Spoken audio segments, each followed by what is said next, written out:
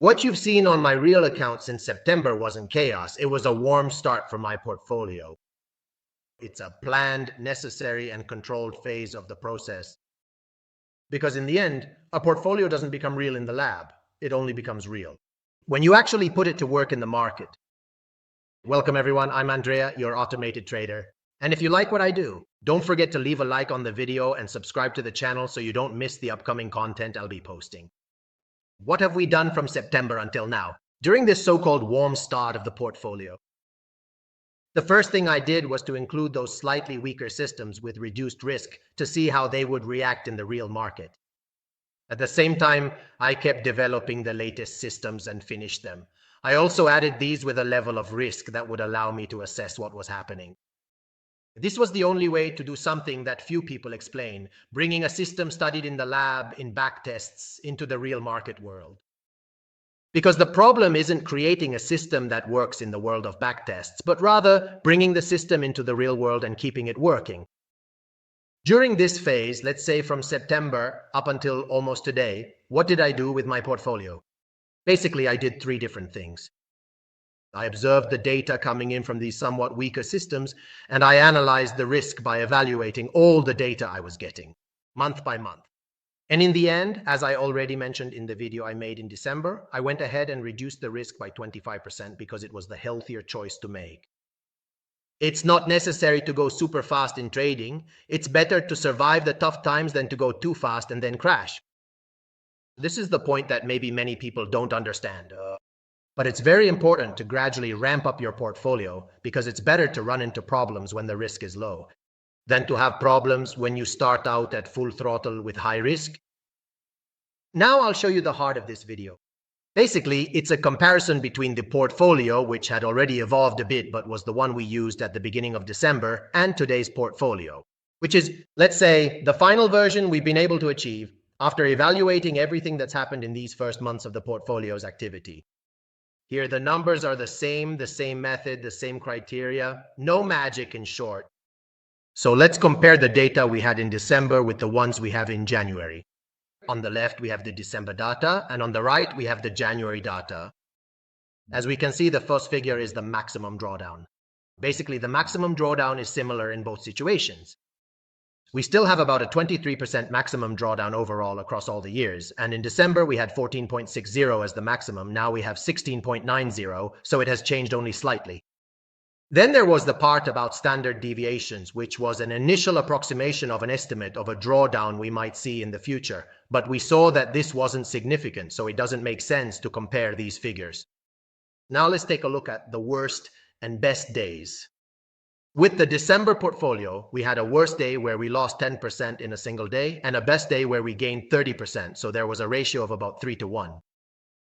Today things have slightly improved here because our maximum loss is a bit smaller, it's 9%, but the maximum gain in a day is 36%, so this ratio has increased. This is something that's positive for us. Whereas in the out of sample part, so in the months when it was running, things have stayed pretty much the same. The maximum daily gain is slightly lower, but only by a little. So a similar situation. What has changed, however, is the maximum number of days. In drawdown, because in December we had 55 consecutive days of drawdown, whereas now we have only 29. What does this mean? It means that the portfolio loses as before, but recovers much more quickly. So it's a portfolio that is less stressful emotionally because you are able to recover losses faster. The number of days with new highs was 10 and has remained 10. So not much has changed. The next value is the Ulcer Index, which has remained practically the same between December and January. Then we have a whole series of other values that are also quite similar. Nothing has been drastically changed, also because we haven't changed the portfolio. We've just optimized it, removed a few systems, added a few others, but the core has remained more or less the same.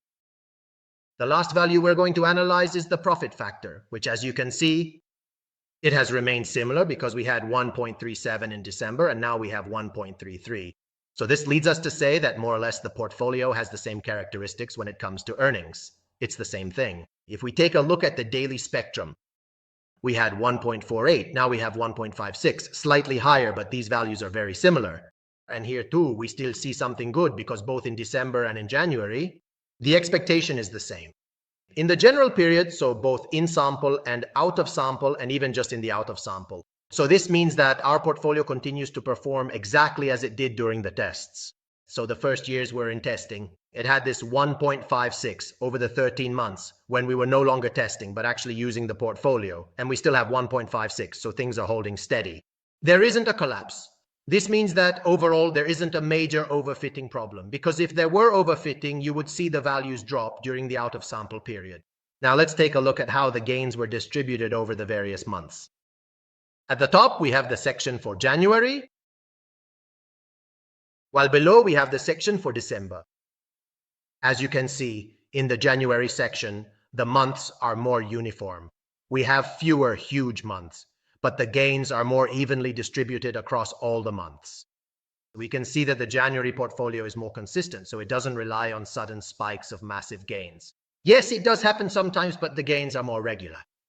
Now let's take a look at the data we've obtained from the Monte Carlo analysis, which gives us an idea of the possible maximum drawdowns we might experience in the future. This is really a statistical analysis to make an assessment of something that hasn't happened yet. It does this by changing the order of the trades, creating many combinations. In this case, I chose 3,000 because that seemed like a sufficiently significant number. Let's take a look. So we see that on the left, we have the data from December. We had a maximum drawdown calculated with Quant Analyzer. So by adding up the equities and not compounding them, obviously it's lower. It was 10%. Thank you. And then it would rise until it reached, in the worst case scenario of the Monte Carlo, the 100% one, it was 31.37%. If we do the same calculations on the current portfolio, we see that initially the drawdown is slightly smaller, just under 10%, so it's comparable. The value is similar. But what is very important is that the maximum value we get with the Monte Carlo at 100% is significantly lower than the one from December. So this means that our current portfolio is less fragile than the portfolio we were using in December. And even in the worst case scenarios, the portfolio holds up better. This is extremely important because if we run into problems, meaning we have market configurations that deviate a bit from the statistics we've seen in previous years, this new portfolio protects us. And it should respond better. Even the percentages, as you can see between December and January, in December, they increased more irregularly, whereas today, they are more evenly distributed in the Monte Carlo. So moving from 50 to 100, they rise in a more linear way compared to what happened in December. This is the somewhat more difficult part of all the research I did on the portfolio because I went and calculated the statistical distribution of the drawdown. So looking at how this was as a distribution, how the drawdown was, obviously it wasn't a normal distribution nor even a log normal one. The ones that best approximated the distribution of the drawdowns were the Weibull and gamma distributions. So here you can see all the calculations, the data that I used. What is the purpose of doing this whole process? This is to measure how much pain could be experienced before the pain actually arrives. So I try to estimate what the worst case scenarios related to my drawdowns could be. So in the future, what could be a drawdown so large that I might reach it in catastrophic events? This is precisely the point of this calculation. Basically, this data tells me whether my portfolio can survive when everything lines up to go wrong. These models are always pessimistic models. But even these models are telling me that my portfolio holds up better today than it did in December. So this was the data I was interested in seeing. So now let's also take a look at the equities, how they've changed. On the left-hand side of the screen, we have the data running up to December. While over on the right-hand side, we can see the new one, which has been fully updated through the very end of January. Let's start looking more or less from this specific point here. We can clearly see that right here we had a drawdown in the new system. However, it is slightly smaller in magnitude, primarily because you can see that the dip is just a little bit smaller than before. Moving forward, we see here, we had some big gains, which were still present even in the new system. But after the gains, here we were almost moving sideways, whereas over here we had losses. From there, a good period started. We had this period of growth, followed in this phase in the first portfolio by a period of drawdown. How do we see it in the new portfolio? Yes, it's similar, because there was still this big upward movement. But the drawdown is much less pronounced, so this helped us a bit because we reduced this drawdown period somewhat. From there, we started to rise again, as we can see, more or less in the same way. You can see we reached this point, which was December, which would be more or less in this area. And so from here, we went into a drawdown, and now we've started to climb back up a bit. This trend, very similar to what we then had on the real account. Because if we look here as well, we hit the highs at the end of November, beginning of December, and then we had the drawdown period. And the recovery is happening right now. We're a bit lower. We're about at this level here in our real account, precisely because the system wasn't calibrated yet. In this way, though, the difference is minimal because now we've reached the levels of those highs. So yes, we lost compared to the theoretical side, meaning compared to what the test showed, we lost because we lost. This is the price we paid to get this data because we updated the system. We didn't update it in advance today because before we didn't have the data. I also went to take a look at the difference between the real account and this configuration. Let's say it's the optimal one we found now. We started live trading on September 10th. So from September 10th until the end of last week, so last Friday, we made about a 55% gain on the account. If we had used this configuration from the beginning, which obviously wasn't possible because we didn't have the data, we would have achieved a 72% gain. So this difference is a price we had to pay to get this information. After all these numbers, what did I do? I simply locked the portfolio. I no longer modify the experts. I don't change the settings. And above all, I don't adjust the risk anymore.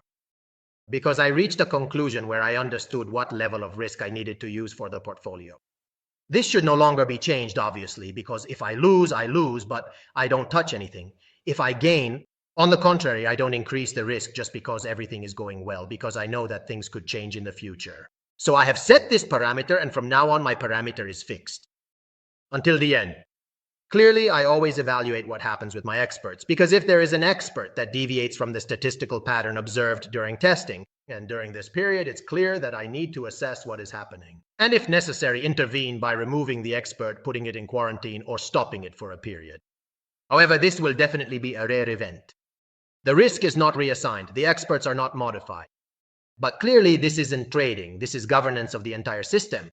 A mature portfolio is not necessarily one that earns more than the previous one. It's a portfolio that has good characteristics and is less likely to fail compared to the previous one. So from today, in short, this is no longer a project because I have closed the project. What remains is a machine ready to operate and move forward. And obviously, from this moment on, I will simply watch the machine I built work. If you enjoyed this video, leave a like and subscribe to the channel so you don't miss the next videos I will publish.